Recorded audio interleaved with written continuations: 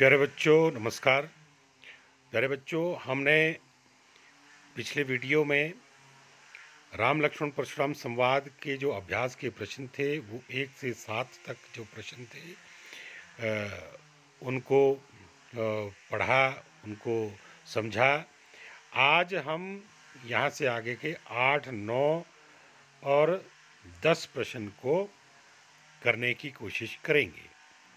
तो 2 भाग थे इसके, जैसा आपको मालूम है, क और ख। आज ये अभ्यास के प्रश्नोत्तर का ख भाग हम करने जा रहे हैं। तो आइए 8वां प्रश्न लेते हैं। प्रश्न नंबर 8 है, पाठ के आधार पर तुलसी के भाषा सौंदर्य पर 10 पंक्तियां लिखनी हैं हमको।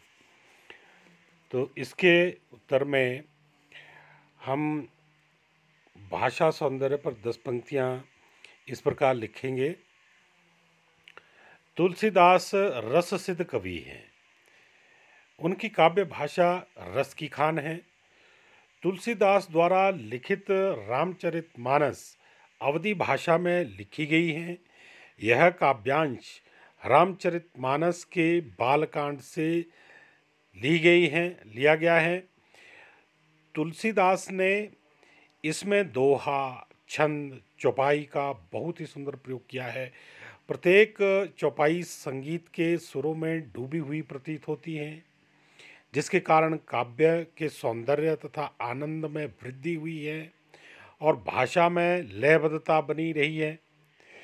भाषा को कोमल बनाने के लिए कठोर वर्णों की जगह कोमल ध्वनियों का प्रयोग किया गया है।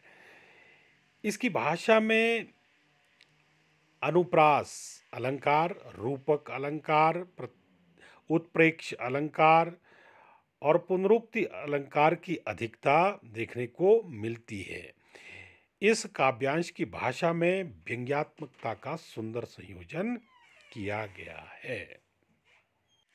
अगला प्रश्न है बच्चों, इस पूरे प्रसंग में व्यंग्य का अनूठा सौंदर्य है, उदाहरण के साथ स्पष्ट कीजिए।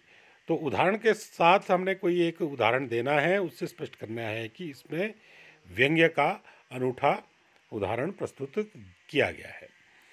तो इसके उत्तर में हम लिखेंगे, तुलसीदास द्वारा रचित परशुराम लक्ष्मण संवाद, राम लक्ष्मण परशुराम संवाद मूल रूप से व्यंग्य काव्य है। उदाहरण प्रस्तुत करते हैं। बहु धनु ही तोरी लरिकाई, कबहु न असिरिस कीन्ही गोसाई। लक्ष्मण जी परशुराम जी से धनुष को तोड़ने का व्यंग्य करते हुए कहते हैं कि हमने अपने बचपन में ऐसे अनेकों धनुष तोड़े हैं, तब हम पर कभी आपने इस प्रकार का क्रोध नहीं किया। मातु पितहि जनि सोच बस करसी महिष किशोर। ये एक और उदाहरण है हमारे पास। मातु पितहि जनि सोच बस करसी महिष किशोर, गर्भन के अर्भक दलन परसु मोर अति घोर। परशुराम जी क्रोधित होकर लक्ष्मण से कहते हैं, अरे राजकुमार, तुम अपने माता पिता को सोच के वश न करो, शोकाकुल न करो। मेरा फरसा बड़ा भयानक है, यह गर्भ में पल रहे बच्चे को भी मार डालता है, नष्ट कर देता है। और भी उदाहरण हम दे सकते हैं। गाधि सूनु कह हृदय हसी, मुनि हरि हरे सूझ। अय मैं खांड न उख में, अजहु न बूझ अबूझ। यहाँ विश्वामित्र जी परशुराम की बुद्धि पर मन ही मन व्यंग्य कसते हैं और मन ही मन कहते हैं कि परशुराम जी राम लक्ष्मण को साधारण बालक समझ रहे हैं। उन्हें तो चारों ओर क्या दिखाई दे रहा है, हरा ही हरा सूझ रहा है। जो लोहे की तलवार की को गन्ने की खांड से तुलना कर रहे हैं। इस समय परशुराम की स्थिति सावन के अंधे की भांति हो गई है, जिसको हरा ही हरा दिखाई देता है, जिन्हें चारों ओर हरा ही दिखाई देता है। अर्थात उनकी समझ अभी क्रोध और अहंकार के वशीभूत होने के कारण कुछ भी समझ पाने की स्थिति में नहीं है। अगला प्रश्न है बच्चों 10वां। इसमें हमने निम्नलिखित पंक्तियों में प्रयुक्त अलंकार पहचान कर लिखिए। तो अलंकार पहचानने हैं, पंक्ति दी होगी आपको और उसमें आपने ये बताना है कि इसमें कौन सा अलंकार प्रयुक्त हुआ है। तो पहली पंक्ति है बालक बोली बधाऊ नहीं तो ही। अब इसमें देखना है हमने कि कौन सा अलंकार लगा है। बच्चों इसमें लगा है अनुप्रास अलंकार। इन पंक्तियों में बौ वर्ण की एक से अधिक बार आवृत्ति हुई है, मतलब एक से अधिक बार आया हुआ है ये इस पंक्ति में बौ बौ बौ, जैसे बालक बोली बधऊ 3 बार बौ इसमें आया है।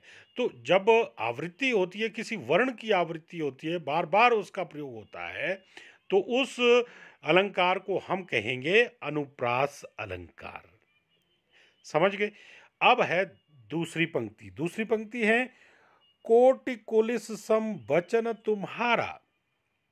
इसमें भी अनुप्रास अलंकार है। एक अनुप्रास अलंकार है, दूसरा उपमा अलंकार है। 2 अलंकार है इसमें। ठीक है। अनुप्रास अलंकार में देखिए आप, उक्त पंक्तियों में कौवर्ण की एक से अधिक बार आवृत्ति हुई है, इसलिए इसमें अनुप्रास अलंकार है। कौ लगा है, जैसे कोटि कुलिस। ठीक है। अब दूसरा है उपमा अलंकार। कोटि कुलिस सम वचनु में उपमा अलंकार इसलिए है क्योंकि परशुराम जी के एक एक वचनों को वज्र के समान बताया गया है। वचन को इसमें वज्र के समान बताया, उपमा की गई है। इसमें वचनों की उपमा किससे की गई है? वज्र से की गई है, इसलिए ये कौन सा अलंकार है? ये उपमा अलंकार हो गया। अब अगली पंक्ति है हमारे पास, गौ तुम तो कालू हाक हाक जनु लावा। इसमें देख बार बार मोही लागी बुलावा। इसमें देखना हमने कौन सा अलंकार है। इसमें बच्चों एक तो उत्प्रेक्षा अलंकार है। काल हाक जनुलावा में उत्प्रेक्षा अलंकार है। यहां जनु उत्प्रेक्षा का वाचक शब्द है। जनु क्या है? उत्प्रेक्षा का वाचक शब्द है। दूसरा है पुनरुक्ति प्रकाश अलंकार। बार बार में पुनरुक्ति प्रकाश अलंकार है। बार बार मोहि लागी बुलावा, पुनरुक्ति जिस कथन की या जिस बात की बात बार बार पुनरावृत्ति होती है, तो यहाँ पर आवाज़ देने के लिए बार बार प्रयोग किया गया है। बार बार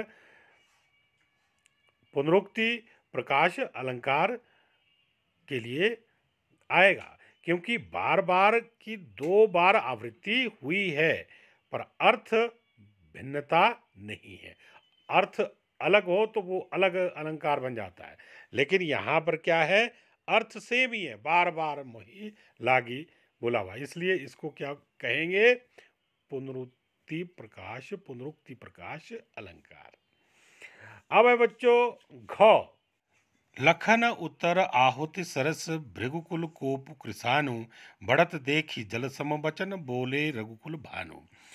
अब इसमें देखने हमने किस प्रकार के अलंकारों का प्रयोग किया गया है। इसमें उपमा अलंकार का प्रयोग किया गया है। उत्तर आहुति सरिस भृगुकुल कोपु कृसानु, इसमें उपमा अलंकार दिया गया है। आहुति सरिस, उत्तर आहुति सरिस, जो उत्तर थे लक्ष्मण के, वो आहुति के समान थे, तो ये उपमा हुई।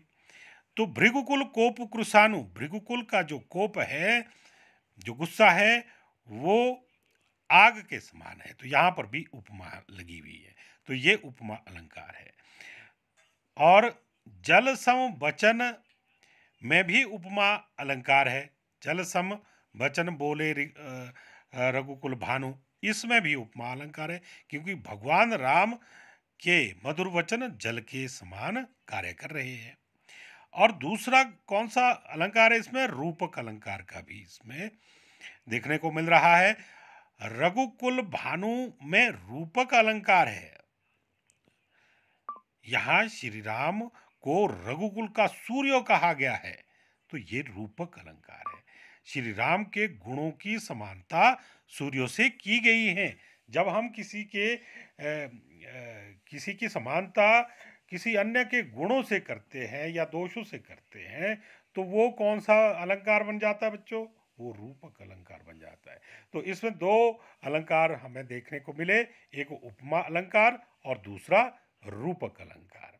तो इस प्रकार हमारा ये जो पाठ था, इसके प्रश्न उत्तर सभी समाप्त हो गए हैं। अब रचना और अभिव्यक्ति के कुछ प्रश्न बचते हैं, वो बच्चों आपने वो स्वयं करने हैं, क्योंकि वो आपकी रचना देखनी है, आपकी अभिव्यक्ति पूछी जाती है कि आप अगर उस स्थान पर होते या आपके अनुसार क्या होना चाहिए, तो आपने अपनी अभिव्यक्ति इसमें उजागर करनी है।